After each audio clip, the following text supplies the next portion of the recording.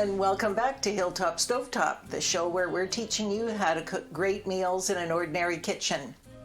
Today we're going to be making some bread, and this is as a special request from some of my subscribers who are part of the homeschooling group.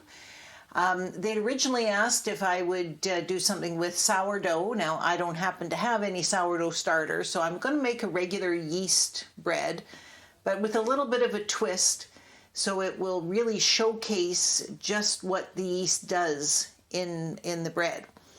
So what we're going to start off with is by getting our yeast to start growing right now while we talk a little bit more about this particular kind of bread.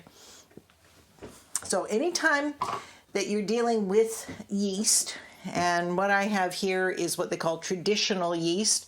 You can also get stuff that's specific for bread makers, which has a different way of incorporating it into the dough. And you can get the quick rise sort of stuff, which there's specialty recipes for that. But I always go with just the traditional stuff. Anyway, yeast is a living organism. And what happens is, normally when I open up a bottle of this, I just keep it in my refrigerator because when it's cold, it doesn't grow. What yeast needs to grow is to have something to eat, which in this case is a little bit of tepid milk and some sugar, and it needs warmth, and that's what's going to make it grow. And essentially what happens is that yeast, for want of a better word, it burps out carbon dioxide as it's growing. And that carbon dioxide, those bubbles, are what makes the bubbles in the bread and what makes the bread rise. So we're going to start off with our tepid milk. So think of in terms of like a baby bottle kind of warm. You want a little warmer than room temperature. You certainly don't want it cold, because if it's cold, it's not going to do anything. Some recipes will call for just milk, but this is a very rich bread that we're making. Or sorry, some recipes will call for just water. But because this is very rich, we're going to be doing it with some milk. We're going to put a little sprinkle of sugar in it. The whole recipe calls for 1/3 cup, so we've got 1/3 measured out there. And the recipe calls for 1 cake of yeast.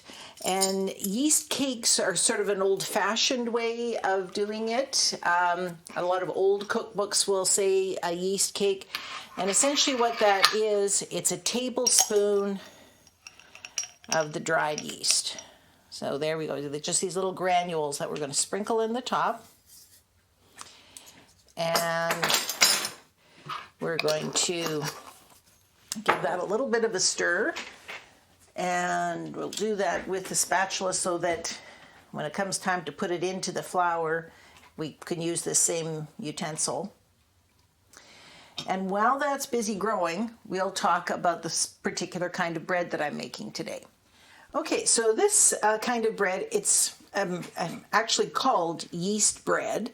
It's a recipe, from what I can tell from my cookbook here, it was originally been from Germany. And like I said, it's called an enriched bread, which means that it has butter and it has eggs. You can make bread with just yeast and sugar and water and flour and some salt. And that's your pretty standard homemade kind of loaf. But this particular kind has got a richness to it. And it's made a little differently. So normally a traditional kind of bread, we put the yeast in, we let it rise, and then we squish it down a little bit to get the air out of it, and we let it rise a second time. And that gives the texture that you're used to with bread. With this one, there's going to be a very quick rising method, and we're only going to punch it down once. But that means that we're going to end up with a cake, with a bread that has a texture almost closer to cake. And even the way that you test that this one is done is closer to cake. But the reason I chose this recipe is I wanted to show you how quickly the yeast grows and what a difference it makes to have it in a warm temperature.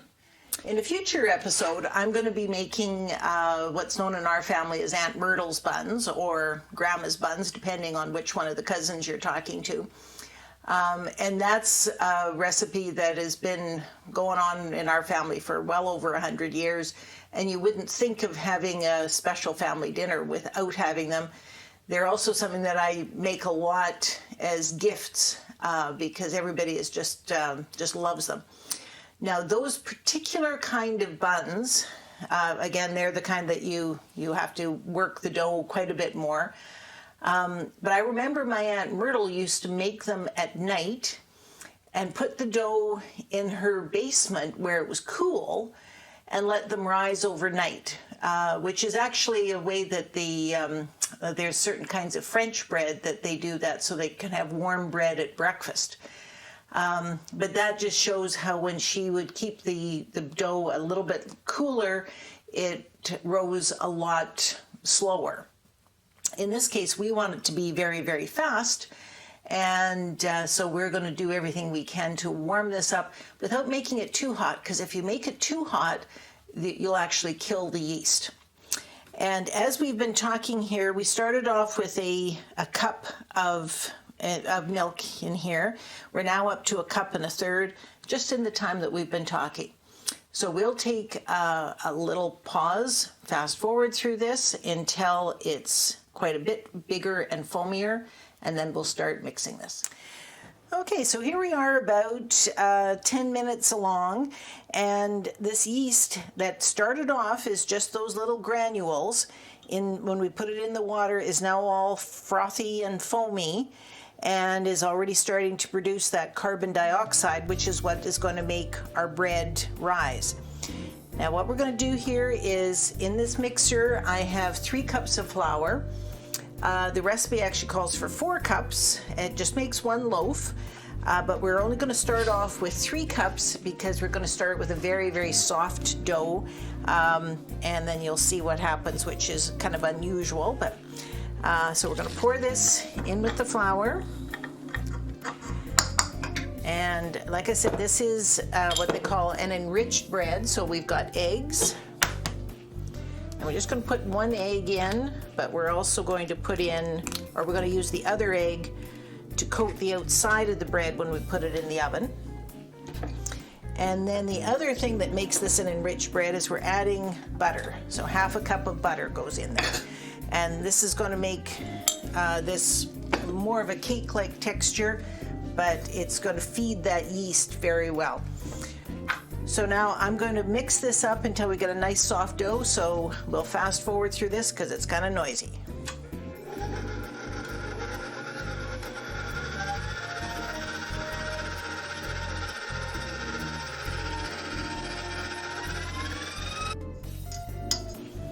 Okay, so there we go. And what we've ended up with is a dough that it doesn't stick to my fingers when I pinch it, but it's still very soft, much softer than normal bread dough would be. Like normally bread dough wouldn't be able to move around like that. But that's exactly what we want for this particular kind of bread. And now we're going to do something, I've never seen this in any other recipe, and that is we're going to take a bowl of water. And this water, again, is tepid. So think bath water kind of temperature. So it's warmer than the room temperature is. And we're going to take this glop of dough and we're going to put it into this water. And you can see it sinks down to the bottom. So what will happen is as that yeast is working away and creating more carbon dioxide, this will actually start to float, and that's how we will know that it's ready. So it's going to take about half an hour or so. So we'll just leave it sit, and then we'll get on with the rest of the process. And we're back, and look at this, how it's just changed now. It's about double in size, and it is floating, just moving around in the water all by itself. And that's because the carbon dioxide that yeast has produced has filled made little air pockets in this. So now we've still got our mixer ready, so we're going to take this thing, and it's a much different consistency. I don't know if you remember when I put this in here, it was quite easy to lift, but now it's going to be gooey. So there we go. We got a little of that water drain off, and we're just going to slop it back into the bowl and get the gunk off of my fingers. And then we're ready for the next part. And the next part is we're going to add the rest of the sugar, and we're going to add another cup of flour.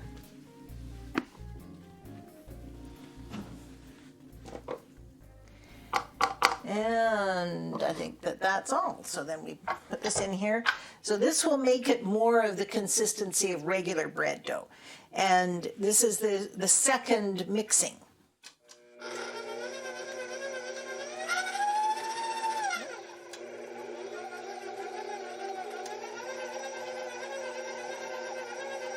That flour is absorbed now, and our bread is still a little bit sticky, so I'm going to add a little bit more flour.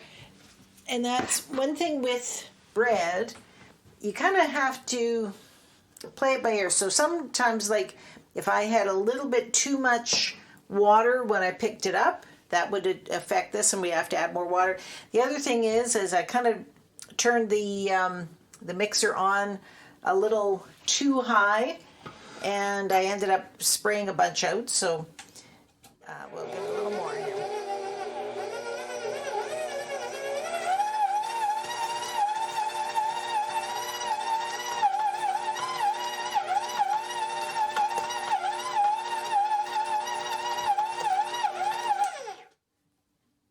There, now it's not sticky anymore. Okay, then we're going to take our pastry cloth again.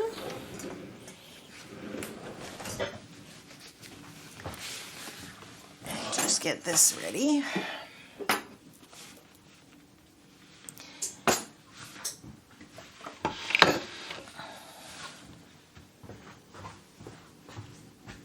Okay.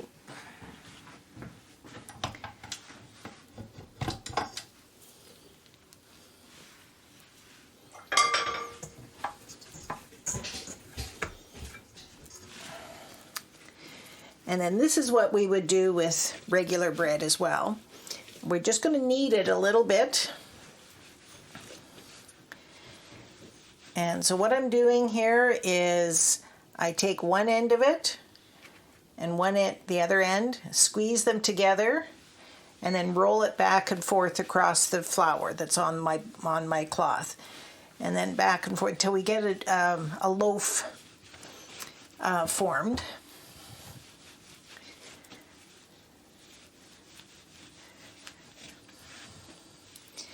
And this is also squeezing out any big pockets of air that might be in this.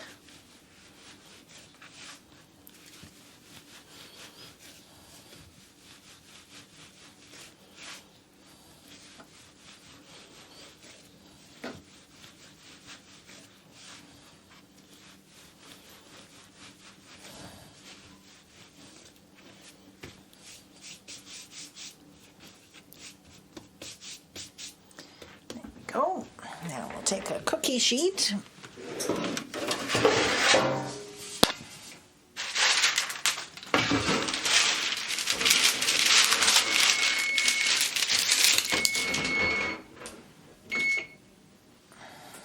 Okay. And we're going to take our little loaf and put it on our cookie sheet with the parchment paper on it, so again it won't stick. And then we're going to take this other egg, and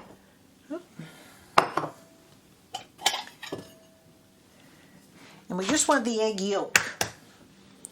So we're going to separate the egg.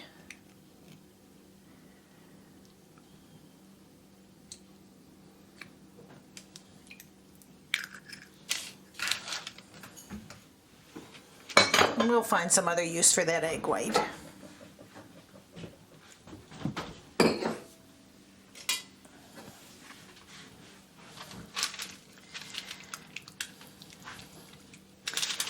And I'm just going to brush the outside of the loaf with this egg yolk. And what this will do is it'll give it a shiny surface, but also keep it from drying out.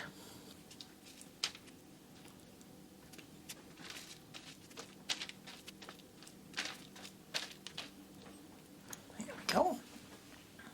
Okay. Now, if this was ordinary bread where we punched it down twice, we would also let this loaf rise up a little bit. In this kind of bread, we're just going to pop it straight into the oven. And it sounds like our oven is ready there. And we're going to pop this in the oven for about 45 minutes. Okay, so we're just about ready at the end of our 45 minutes. It smells deliciously bread-like in the kitchen. And just take a quick peek here. Oh, doesn't that look delicious? And we're going to tap on the top, and that's how you normally tell that bread is ready.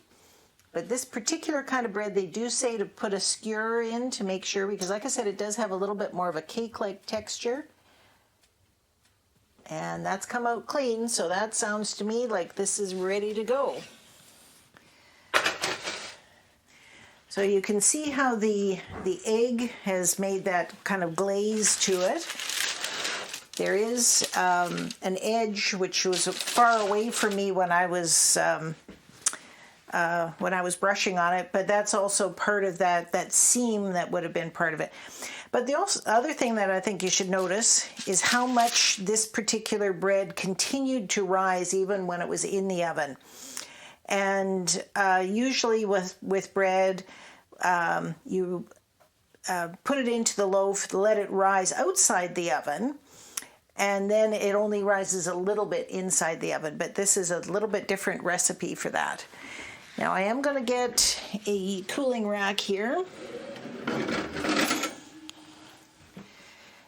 because we don't want this to get steamy on the bottom.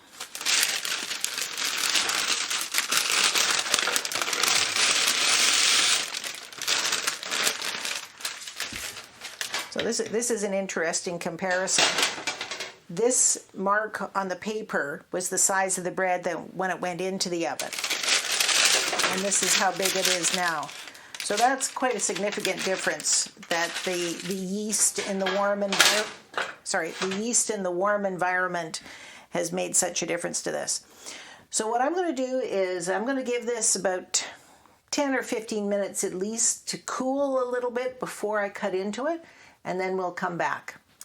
All right, so here we go with our beautiful loaf of bread. It's still quite warm, but it's cooled off enough that we can slice it with a good quality bread knife. And fortunately, my camera angle isn't such that you'll see the right side of this, but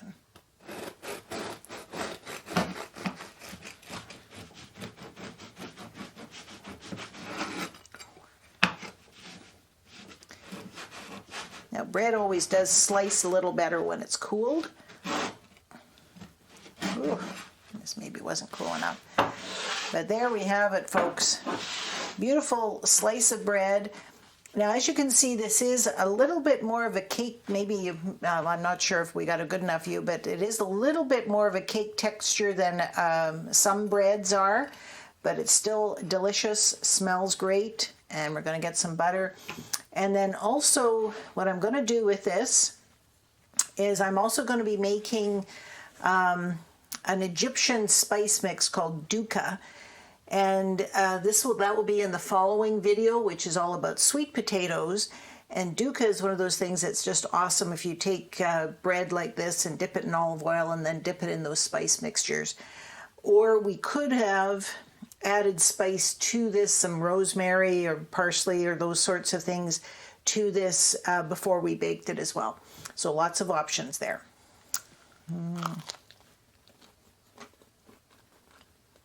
And the taste is awesome. Tastes just like fresh bread. Just like fresh bread should. Thank you for joining us again on Hilltop Cottage, where today we made some fresh homemade bread. in a little different style than maybe you were used to, but it really did showcase just how much of a difference it makes to have the right temperatures for having your yeast leaven your bread properly. We look forward to seeing you on the next episode, which is going to be all about sweet potatoes. I've got 2 different ways that you can prepare them. One that's quite quick and something that you could do in a hurry after work, and the other one that's a little bit, takes a few minutes longer to make, but is pretty spectacular on the dinner table. So we'll see you then. Don't forget to like and subscribe. Bye-bye for now.